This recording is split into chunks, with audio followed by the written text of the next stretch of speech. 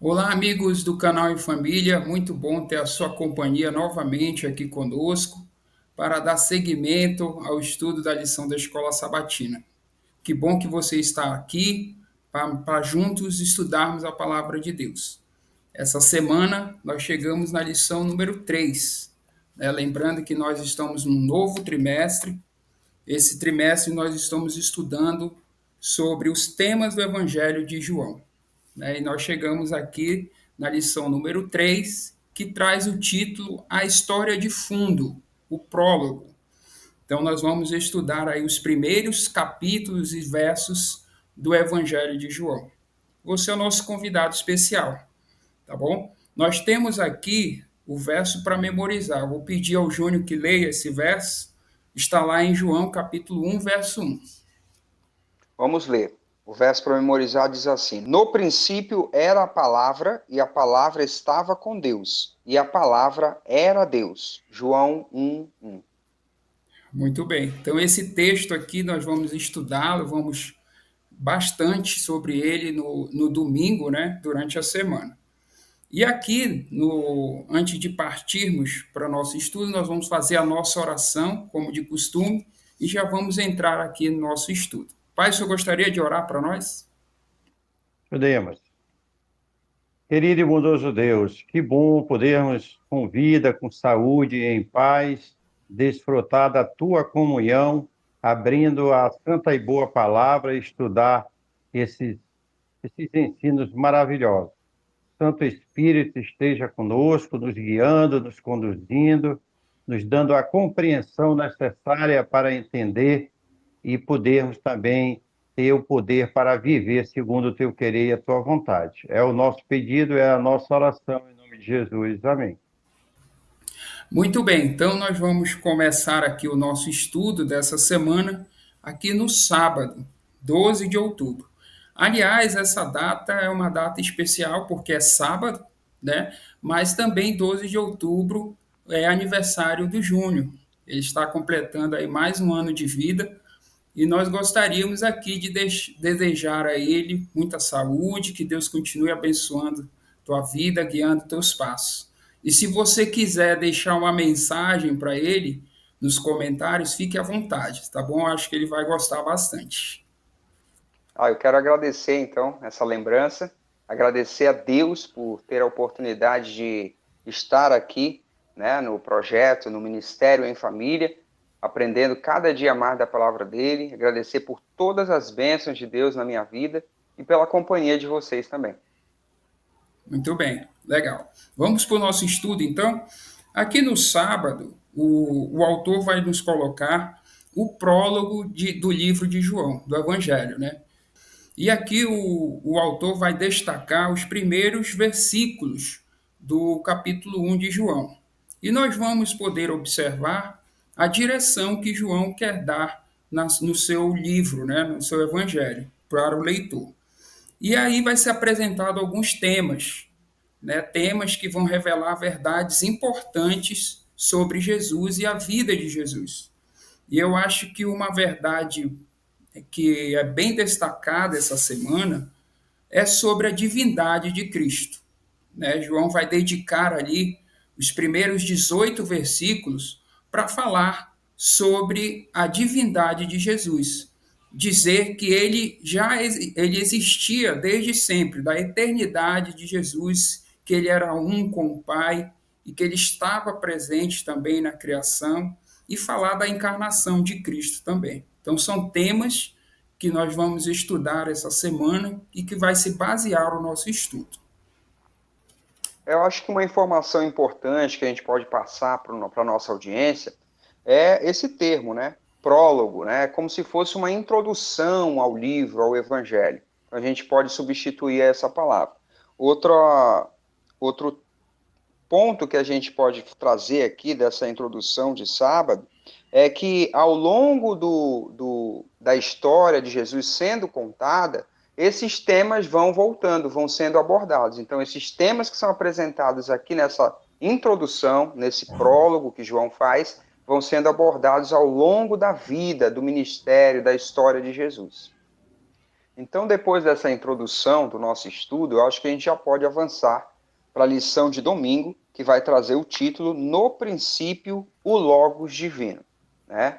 E é bom a gente destacar aqui que nós vamos começar agora, até terça-feira, um primeiro bloco de estudos que vai se deter nessa introdução do Evangelho de João, João capítulo 1, versículo 1. E nós vamos entender o que significam esses termos que são usados por João. A pergunta 1, inclusive, traz para a gente a referência bíblica, que vai de João 1, versículo 1 até o versículo 5. E ele aborda isso, o que João revela sobre a palavra ou o verbo Jesus Cristo. É a forma como ele se refere a Jesus Cristo. E no início dessa lição, nós já vamos entender aqui que esse versículo tem muita informação para a gente. Tem uma teologia bem ampla aqui para ser abordada. E o primeiro aspecto que o autor trabalha desse versículo faz referência ao termo no princípio, né? O texto de João começa assim: no princípio era a palavra, né? E o evangelista remete à história da criação com isso. Quando ele usa esse termo no princípio, ele se refere à criação lá em Gênesis, quando o relato diz: no princípio criou Deus os céus e a terra. Então, ele usa isso daqui para dizer, para determinar que a pré-existência de Cristo, que ele já existia antes da criação, né, a sua eternidade. Outros aspectos são trabalhados aqui também. Quais são os outros aspectos que nós podemos destacar aqui nesse estudo? No decorrer do nosso estudo aqui, João traz para nós informações maravilhosas, preciosas, para nós entendermos quem é Cristo Jesus, a sua divindade, não é? Ele usa a expressão: a palavra estava com Deus, ou seja, a palavra sempre existiu junto com Deus. No verso 18, ele diz aqui: é junto ao Pai, mas distinta do Pai. A palavra, o Logos de Deus, sempre existiu. Jesus e o Pai estão intimamente ligados, são próximos. Existe uma ligação entre o Pai, o Deus eterno, e Jesus Cristo, o Filho, o Deus eterno. Uma outra expressão que é usada, e a palavra era Deus. João não tem dúvida e coloca isso de maneira bem informativa para os seus leitores, e nós estamos estudando o seu evangelho, de que a palavra era Deus. Não tem nada de diferente do próprio Deus. Em resumo, Jesus é Deus. O autor diz aqui: Jesus é Deus, não o Pai, mas o divino Filho de Deus. Então é esse Logos de Deus, é esse Cristo que é apresentado nesse primeiro bloco de informações do capítulo 1 de João para todos nós. Isso mesmo. E para reforçar essa ideia, o nosso estudo traz aqui o texto de João, capítulo 1, verso 3 e 4. É importante a gente ler esse texto, que vai também esclarecer um pouco mais sobre tudo isso que nós estamos falando. O senhor gostaria de ler para nós, pai, esse texto? Vamos ler aqui, João capítulo 1, verso 3. Todas as coisas foram feitas por ele, e sem ele nada do que foi feito se fez. A vida estava nele, e a vida era a luz dos homens. Legal, né? Então aqui o João mostra Deus como Criador, né? Como nós já falamos aí. Ele estava junto com o Pai, né? Já existia desde a eternidade, e o texto mostra Jesus como Criador. Diz aí o texto que todas as coisas que foram feitas por intermédio dele, né? E a lição traz aqui para finalizar o trecho do desejado de todas as nações, né? Diz assim: desde os dias da eternidade, Cristo era um com o Pai, era a imagem de Deus, a imagem da sua grandeza e majestade, o resplendor da glória divina. Inclusive, essa questão de glória, né, a glória de Jesus, nós vamos estudar também, vai ser um tema de estudo dessa semana. Legal. Então, com essa primeira parte, esse primeiro estudo do domingo, já nos dá a oportunidade de avançarmos aqui para a segunda-feira. Segunda parte aqui fala: a palavra se fez carne, ok? E aí começa esse estudo apresentando a questão, a pergunta número 2, né? E tem algumas referências bíblicas aqui, é importante essa referência.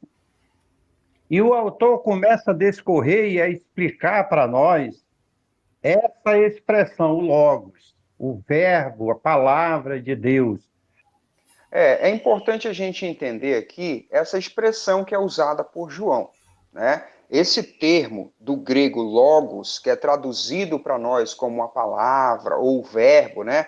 Diz o texto, o verbo se fez carne, referindo-se a Jesus, era uma expressão, era um termo grego muito utilizado no tempo em que João construiu ali, redigiu o seu evangelho. E a lição traz para nós aqui que as correntes filosóficas gregas ali com o platonismo, né, eles utilizavam essa palavra de uma forma diferente da que João quis dar, certo? As correntes gregas filosóficas diziam que existiam duas realidades distintas, dois domínios, o domínio do invisível, superior, divino, e o domínio do visível, a realidade terrestre, física, material. E o termo logos, essa palavra, era utilizada como um intermediário entre essas duas realidades.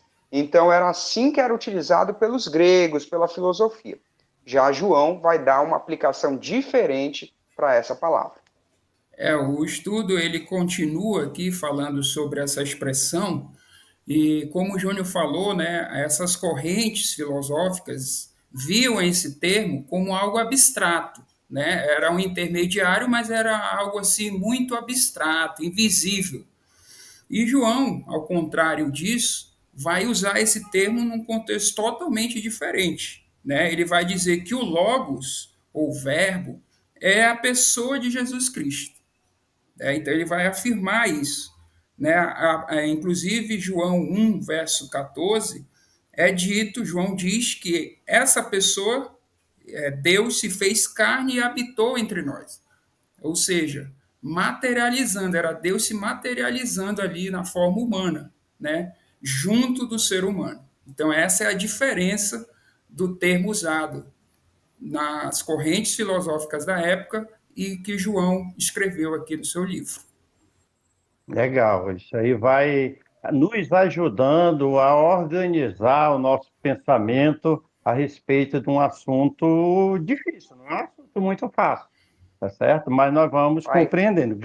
Oi. eu acredito que a gente pode ler esse versículo que o Alexandre mencionou aí, que a lição traz para a gente. Né? Aqui Sim, em João capítulo 1, é o versículo 14. Na sua leitura em casa, você pode ler todo esse capítulo aqui, esse trecho, mas o versículo 14 diz assim: E o Verbo se fez carne e habitou entre nós, cheio de graça e de verdade, e vimos a sua glória, glória como do unigênito do Pai.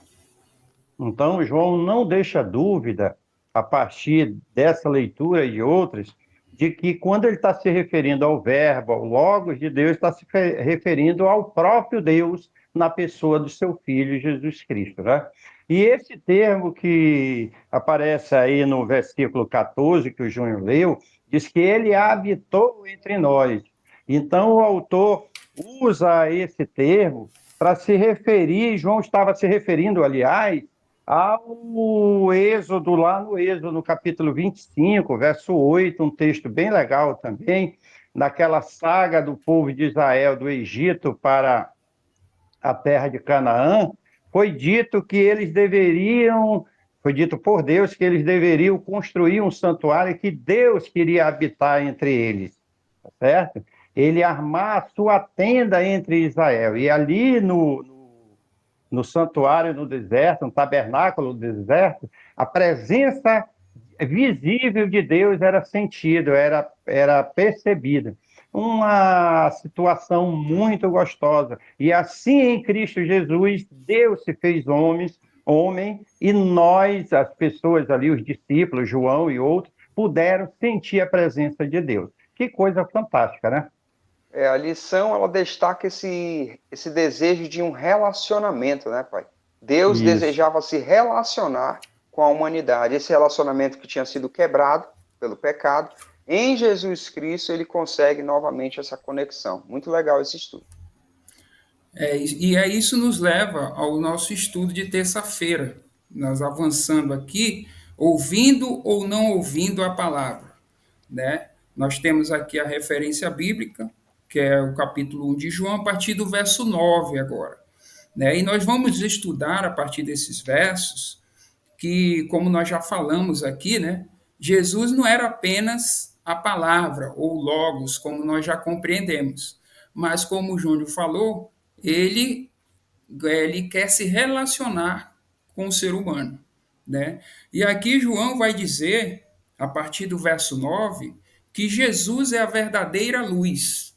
Então Jesus é apresentado ali por João como a luz do mundo, né? E o autor vai concluir aqui esse pensamento dizendo que Jesus trouxe à luz a compreensão, a revelação de Deus à humanidade, né? Então Jesus veio colocar luz sobre a escuridão, as trevas que reinavam aqui nesse mundo, né? E a lição vai mostrar que, infelizmente, nem todos acolheram essa luz, né? Nós vamos ver a partir de agora qual é a resposta das pessoas diante dessa realidade.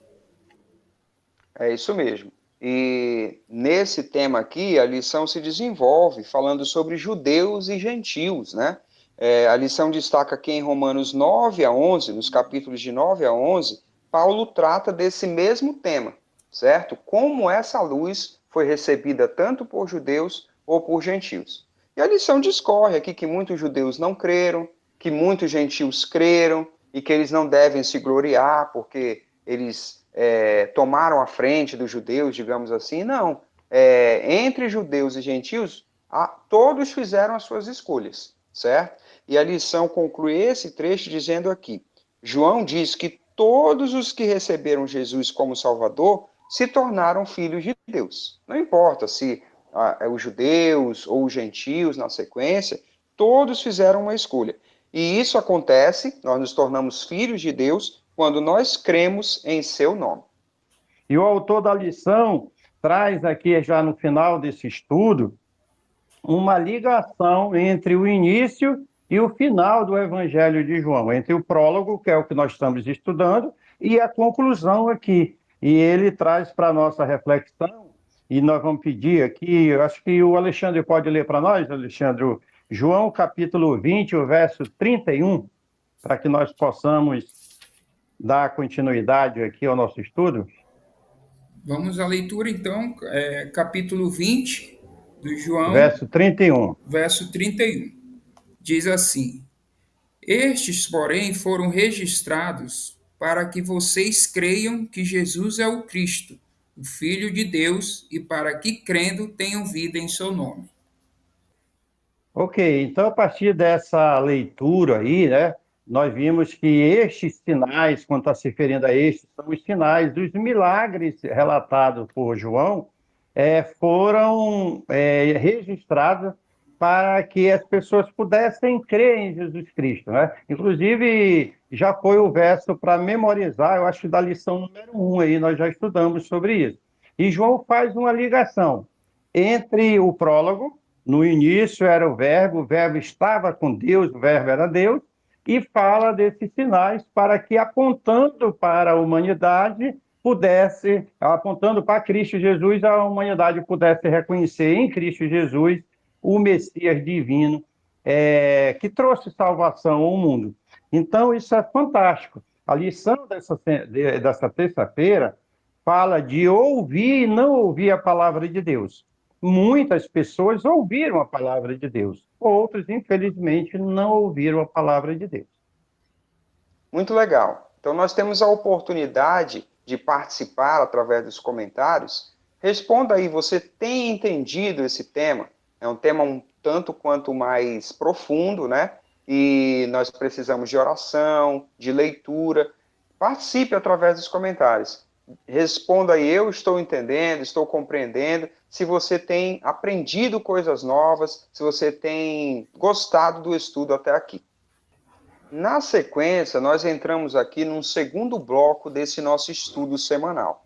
A lição de quarta-feira começa a abordar aqui temas recorrentes: fé versus incredulidade. É o primeiro tema recorrente que nós vamos estudar. E a pergunta 4 já traz aqui várias referências que vão abordar esse assunto: fé versus incredulidade, certo? E o estudo de quarta-feira começa a dizer que no Evangelho de João, a humanidade está dividida em dois grandes grupos: aqueles que aceitam, aqueles que respondem com fé à divindade de Cristo, e aqueles que se tornam incrédulos, né? E ele coloca aqui que é uma questão de escolha, e que nesses dois grupos nós percebemos alguns personagens que são trazidos ao longo do Evangelho. No grupo dos crédulos, dos que desenvolvem a fé, estão os discípulos. Tem também Nicodemos, né, que não crê no começo, mas passa a crer lentamente depois. A mulher samaritana, o cego de nascença. São histórias que nós já estudamos, nós já vimos aqui nesse trimestre. Tá? No segundo grupo estão os fariseus, né, os líderes religiosos, o sumo sacerdote. Estão também aqueles que presenciaram os milagres, mas não responderam com fé. Né? Nós estudamos na lição 1 e 2 vários sinais que mostram a divindade de Cristo, mas muitos não responderam com fé. E também um discípulo, Judas, está nesse segundo grupo. Que coisa, né? O próprio discípulo de Cristo Jesus está no rol das pessoas que não exerceram fé, que não foram fiéis ao Senhor Jesus Cristo, né? E o autor da lição trabalha agora duas situações: o substantivo crença e o verbo crer. São coisas que parecem à primeira vista iguais, mas são totalmente diferentes, né? As pessoas que têm crença creem que as coisas existem, etc. Por exemplo, Satanás está nesse rol de pessoas que creem em Jesus Cristo, que tem o substantivo crença em Jesus. Ele crê que Jesus é o Filho de Deus. Tiago falou isso na carta, capítulo 2, o verso 18. Satanás crê que Jesus é o Filho de Deus, mas isso não mudou em nada a vida dele. No entanto, na relação que o Júnior falou aqui dos discípulos, da samaritana, de várias pessoas, o verbo crer para eles era algo que os levava a ter comunhão com Jesus, a agir de acordo com Jesus, a manter um relacionamento com Cristo Jesus. É o que nós estamos fazendo aqui no canal E Família. Nós aceitamos Jesus, nós cremos em Jesus, cremos na sua palavra e estamos desenvolvendo um relacionamento com ele a cada dia, a cada semana, através desse vídeo. O nosso estudo ele vai seguir falando exatamente sobre a diferença desses dois grupos, né?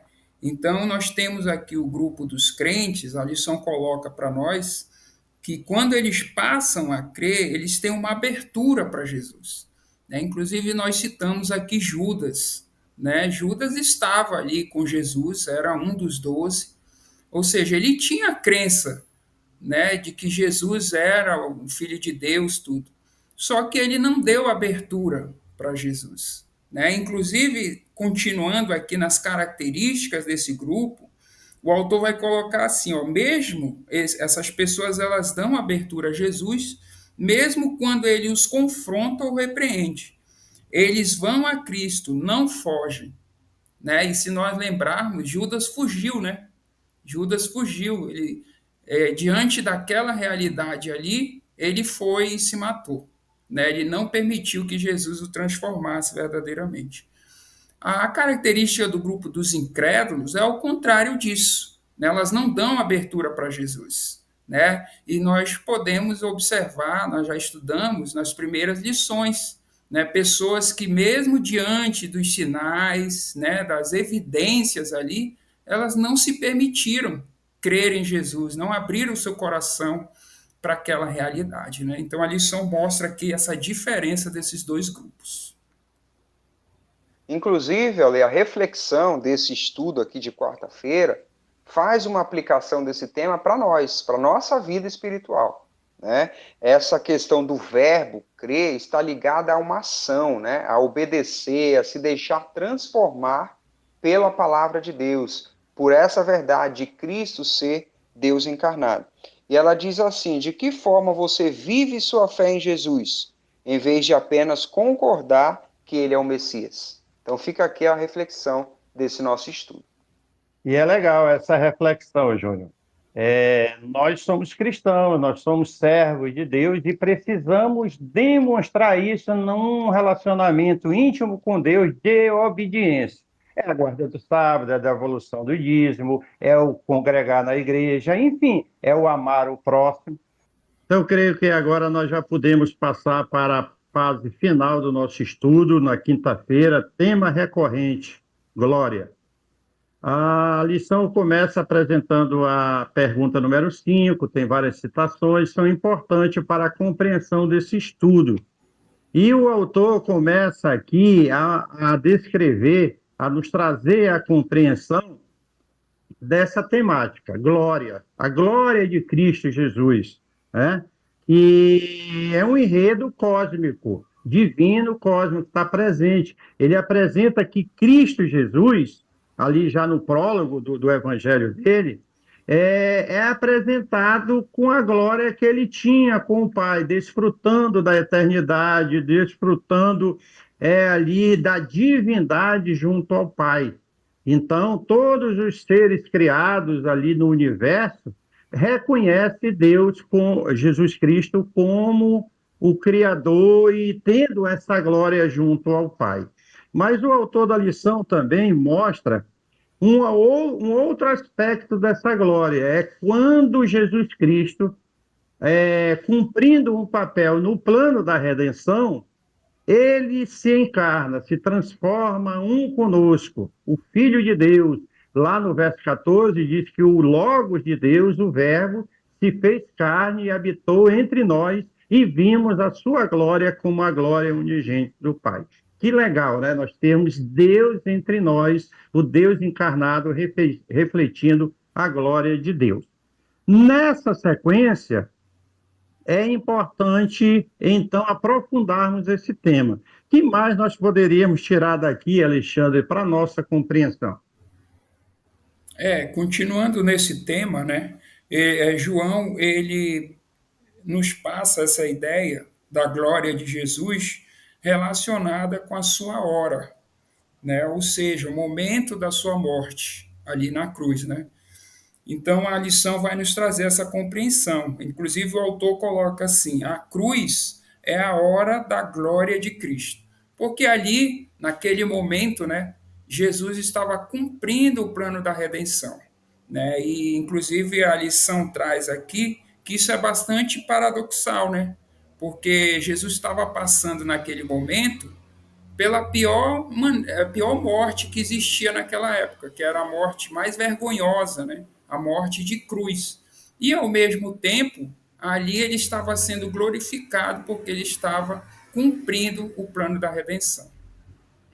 Eu me lembro, né, Alexandre, a respeito dessa realidade, o apóstolo Paulo escrevendo em uma de suas cartas, falando dessa realidade ali, ele diz que isso era escândalo para os judeus e loucura para os gregos, tá entendendo? Como conceber que um Deus eterno, cheio de glória, se torna ser humano e se deixa ser pregado para pagar o preço da redenção? É algo fantástico que não cabia na mente humana dali de muitas pessoas daquela época. Graças a Deus que o Espírito Santo colocou isso na nossa mente de maneira indelével, que isso faz com que nós possamos ter muita esperança, não é mesmo, Júnior?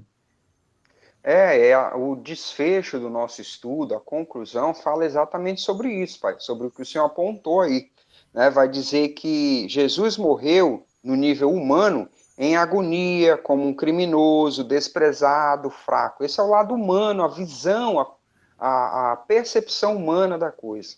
Mas no nível divino, né, o lado glorioso da cruz, é que ele nos concede com esse sacrifício salvação, misericórdia, é onde o filho se entrega ao pai.